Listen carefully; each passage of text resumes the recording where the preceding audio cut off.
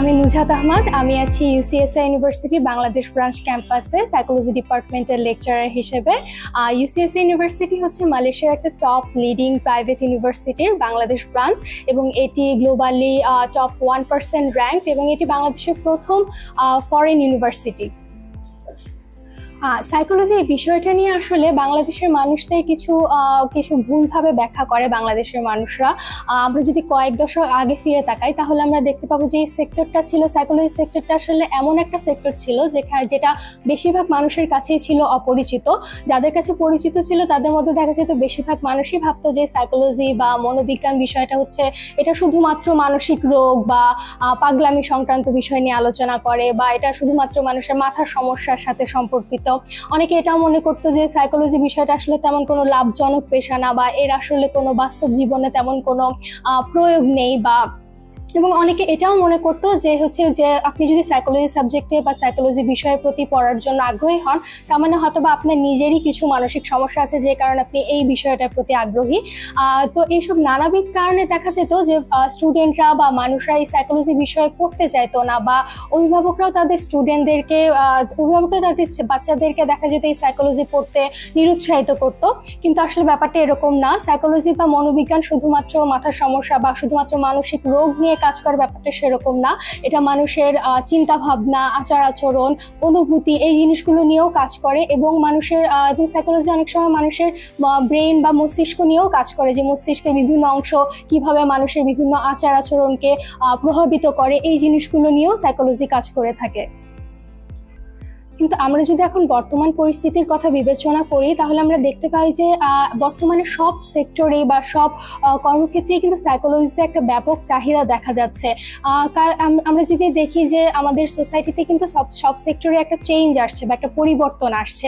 যেমন আমাদের family স্ট্রাকচারগুলো change হচ্ছে, আমাদের কর্মক্ষেত্রগুলো চেঞ্জ হচ্ছে। আগে যেমন অনেক জয়েন্ট ফ্যামিলিজ অনেক ছিল, এখন সেটা নিউক্লিয়ার ফ্যামিলিজগুলোর সংখ্যা কিন্তু বাড়ছে। আবার ওয়ার্ক প্লেসে কাজের চাপ বাড়ছে, বার্নআউট, স্ট্রেস, এই বিষয়গুলো বাড়ছে, যার কারণে দেখা যাচ্ছে যে বাবা মারাও ব্যস্ত হয়ে পড়ছে। তারা তাদের বাচ্চা কাচ্চাদের সেরকম সময় দিতে পারছে না, বাচ্চারাও অনেক বেশি অনলাইন অ্যাডিক্টেড হয়ে যাচ্ছে। তো যে কারণে দেখা যাচ্ছে যে ফ্যামিলি মেম্বার্সদের মধ্যে যে বন্ডিংটা সেটা আসলে কমে যাচ্ছে, বা ইন্টারপার্সোনাল বন্ডিং এর জায়গাটা আসলে সেভাবে বাচ্চাদের ডেভেলপ করছে না, তাদের কমিউনিকেশন স্কিলসে ঘাটতি রয়ে যাচ্ছে। তো এই নানাবিধ কারণে দেখা যাচ্ছে যে স্টুডেন্টসদের মধ্যে বা বাচ্চা কাচ্চাদের মধ্যে বা যে কোনো মানুষের মধ্যে আসলে একাকিত্বটা বেড়ে যাচ্ছে। তাদের মধ্যে বিভিন্ন ধরনের ডিপ্রেশন, অ্যাংজাইটি, স্ট্রেস, এই বিষয়গুলোও কিন্তু বেড়ে যাচ্ছে। তো এই বিষয়গুলো নিয়ে কিন্তু সাইকোলজিস্টরা কাজ করে বিভিন্ন সেক্টরে। আমরা যদি বলি যে বিভিন্ন অর্গানাইজেশনরা কিন্তু এখন যে এমপ্লয়িজদের যে ওয়েলবিং, এই ওয়েলবিং নিয়েও কিন্তু এখন অনেকটা কনসার্ন। যেমন একটা অর্গানাইজেশনে দেখা যাচ্ছে যে ইন্টারপার্সোনাল কনফ্লিক্টগুলো হ্যান্ডেল করতে হয়, বা এমপ্লয়িজদের মধ্যে স্ট্রেস, ডিপ্রেশন, এই বিষয়গুলো হ্যান্ডেল করতে হয়, বা কিভাবে কনফ্লিক্ট হ্যান্ডেল করা যায়, এবং যে লিডারশিপ কোয়ালিটিসগুলো কিভাবে বিল্ড আপ করা যায়। তো প্রতিটা অর্গানাইজেশনই কিন্তু তাদের এই এমপ্লয়ীদের মেন্টাল হেলথ ওয়েলবিং নিয়ে অনেক বেশি কনসার্ন হয়ে যাচ্ছে। তো সেই ক্ষেত্রে এখন অর্গানাইজেশনসগুলো সাইকোলজিস্ট হায়ার করছে, এবং সেখানে সাইকোলজিস্টরা 1-to-1 কাউন্সিলিং দিচ্ছে, বা অনেক সময় ওয়ার্কশপ অ্যারেঞ্জ করছে এই ধরনের ইস্যুসগুলো হ্যান্ডেল করার জন্য।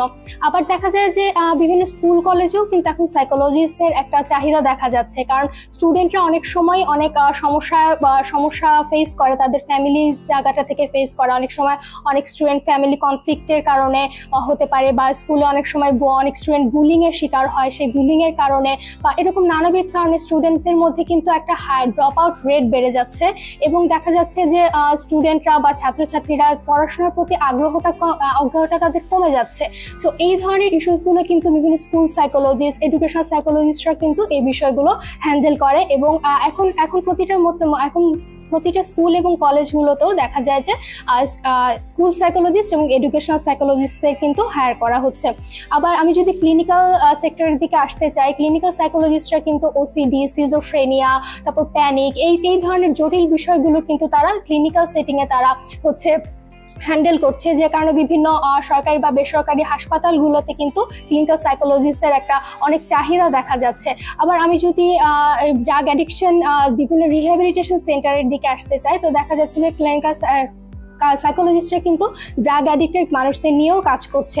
তো আবার আমি যদি বিভিন্ন বাংলাদেশের অবস্থার কথা চিন্তা করি, যে বাংলাদেশ কিন্তু একটা প্রাকৃতিক দুর্যোগ প্রবণ এলাকা। সো একটা প্রাকৃতিক দুর্যোগের ফলে একটা মানুষের ফিজিক্যাল হেলথের জায়গাটা যেভাবে ক্ষতিগ্রস্ত হচ্ছে, এগুলো এসবের ইফেক্টটা কিন্তু তাদের মেন্টাল স্টেটের দিকেও পড়ছে, তাদের মানসিক অবস্থার উপরেও পড়ছে, একটা নেতিবাচক প্রভাব ফেলছে। কারণ এই যে প্রাকৃতিক দুর্যোগগুলো হচ্ছে বা ন্যাচারাল ডিজাস্টার গুলো হচ্ছে, তো এই জিনিসগুলো কিন্তু একটা মানুষকে ট্রমাটাইজ করে ফেলতে পারে, মানুষের মধ্যে ফ্রাস্ট্রেশন ক্রিয়েট হতে পারে। তো এই যে ফ্রাস্ট্রেশন বা ট্রমাটাইজের জায়গাটা, এখানেও কিন্তু দেখা যাচ্ছে একজন সাইকোলজিস্টের দরকার আছে। অনেক এনজিও আছে, অনেক অর্গানাইজেশন আছে যারা কিন্তু সাইকোলজিস্টদের প্রত্যন্ত অঞ্চলে এই মানসিক সেবাগুলো পৌঁছে দিচ্ছে, এবং তারা কিন্তু অনেক সাইকোলজিস্টও হায়ার করছে। তো দেখা যাচ্ছে যে সাইকোলজিস্টের যে চাহিদাটা, এটা কিন্তু এখন সব সেক্টরেই অনেক বেশি উপলব্ধ, মানুষ অনেক বেশি উপলব্ধি করছে সাইকোলজিস্টের চাহিদা। তো UCSA university Bangladesh branch campus psychology বিষয়ে ব্যাচেলার্স ডিগ্রি সেটা স্টুডেন্টদের নেওয়ার সুযোগ করে দিচ্ছে। ইউসিএসএ ইউনিভার্সিটি বাংলাদেশ ব্রাঞ্চ ক্যাম্পাসে যে বিভিন্ন প্রোগ্রামগুলো চালু আছে, এখানে যে কোর্স স্ট্রাকচারগুলো আছে বা যে এডুকেশন কারিকুলামটা আছে, সেগুলো এমনভাবে ডিজাইন করা যেটা আসলে এখনকার আমাদের সমাজের বর্তমান জব মার্কেটের সাথে সামঞ্জস্যপূর্ণ। এবং এই যে কোর্স স্ট্রাকচারগুলো, সেগুলো এমনভাবে ডিজাইন করা যে হচ্ছে স্টুডেন্টরা যাতে সমসাময়িক গবেষণা, বিভিন্ন ধরনের গবেষণা বা রিসার্চ আর্টিকেল, এই জিনিসগুলোর সাথে যুক্ত থাকতে পারে। এছাড়া এই ইউনিভার্সিটির যে ল্যাব ফ্যাসিলিটিসগুলো আছে, সেটা খুবই অ্যাডভান্স। স্টুডেন্টরা যেন তাদের যে কোর্স স্ট্রাকচার বা কোর্স রিকোয়ারমেন্ট, সেই অনুযায়ী যাতে বিভিন্ন সফটওয়্যারগুলোতে অ্যাক্সেস পায়, সেই ব্যবস্থাটা এখানে একদম সুনিশ্চিত করা হয়েছে। দেখা যাচ্ছে যে এখানে স্টুডেন্টরা পড়াশোনার পাশাপাশি কিন্তু বিভিন্ন ধরনের এক্সট্রা কারিকুলার অ্যাক্টিভিটিসেও নিজে পার্টিসিপেট করতে পারছে। তাদের জন্য এই এক্সট্রা কারিকুলার অ্যাক্টিভিটিসে পার্টিসিপেট করার জন্য কিন্তু তাদের আলাদা পয়েন্টসও দেওয়া যাচ্ছে, যেটা আমরা হচ্ছে ইএলই পয়েন্টস হিসেবে বলছি। তো স্টুডেন্টরা শুধুমাত্র এটা না, তারা কোর্সের যে মেজর কোর্সগুলো তারা নিচ্ছে, এর সাথে সাথে কিন্তু তারা বিভিন্ন ইলেকটিভ কোর্সগুলো এখানে সিলেক্ট করার সুযোগ পাচ্ছে, যার ফলে কিন্তু তাদের যে নলেজের ডোমেইনটা, সেটা শুধুমাত্র তাদের নিজেদের যে সাবজেক্টগুলোতে তারা মেজর করছে ওই সাবজেক্টেই কিন্তু সীমাবদ্ধ না।